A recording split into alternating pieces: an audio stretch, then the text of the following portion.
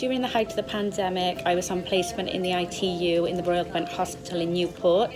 Two things I will always remember about my time in ITU was a family phoning their relatives via FaceTime to say goodbye, and shortly after the patient passed away.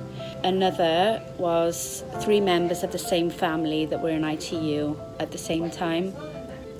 So please don't think just because you're young that this won't happen to you, because I've seen firsthand patients my own age in ITU. So please just follow the guidelines set out by the Welsh Government. Wash your hands, wear your mask indoors, and follow your 2-metre social distancing. We all need to look after each other during this time.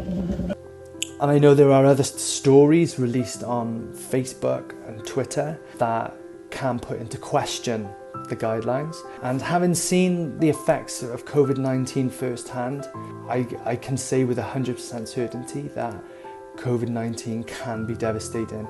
In all my years, I've never seen anything like this. It does affect everyone. It does not only affect the elderly, it does not only affect those with underlying health conditions, and it is worse than the seasonal flu. So please, everyone, follow the guidelines set, and when you can, challenge behaviours that, step away from the guidelines. We all need to fight this together. Yeah, just follow the guidelines, guys. Stay safe. I started my placement at the very start of the COVID-19 pandemic. I've seen firsthand how COVID-19 affects people and their families. The majority of patients I've seen who have had coronavirus have made a full recovery, but I've also seen patients who haven't been so lucky. Please don't think that just because you're young, you are at risk of contracting coronavirus.